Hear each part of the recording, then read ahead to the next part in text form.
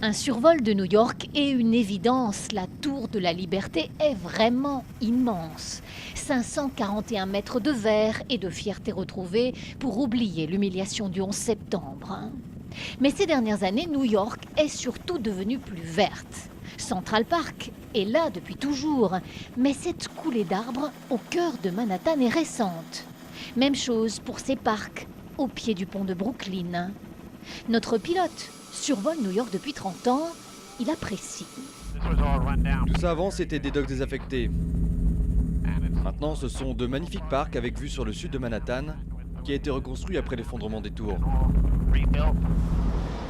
Le parc le plus original serpente à 3 mètres au-dessus des rues de Manhattan, sur une ancienne voie ferrée. Avant, elle était fermée, envahie par les herbes folles. Aujourd'hui, c'est un passage obligé pour les touristes venus du monde entier. De voir ça en pleine ville, c'est assez fascinant parce qu'on est dans la verdure et puis en même temps, il y a tous ces immeubles autour. C'est très dépaysant, ouais. C'est très joli. La grande réussite de ce parc suspendu, avoir conservé l'esprit et la végétation sauvage de cette ancienne friche industrielle. J'aime le fait qu'ils ont préservé l'histoire de ce lieu, ses rails, ses plantes quand ils l'ont construit. Un autre lieu très emblématique de New York a beaucoup changé, Times Square. Il y a 10 ans, cette place était asphyxiée par les voitures. Elle est maintenant partiellement piétonne. Les tables à la disposition de tous attirent chaque année 52 millions de touristes.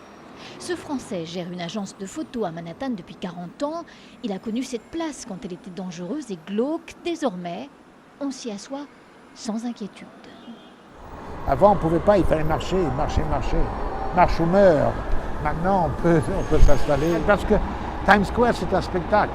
On a envie de s'arrêter, je crois. Et ça, c'est ce que les responsables municipaux ont compris. De l'autre côté de Manhattan, Brooklyn, ses nouveaux espaces verts et son terrain de foot avec vue stupéfiante sur les gratte-ciel. Avant, ces entrepôts installés le long de l'East River n'étaient pas accessibles au grand public. Maintenant, le tout Brooklyn s'y bouscule. Manhattan est en fait devenu trop cher. À Enza maintenant, c'est son tour. Alors, de plus en plus de familles, notamment françaises, choisissent ce quartier de New York. C'est branché et tellement plus paisible.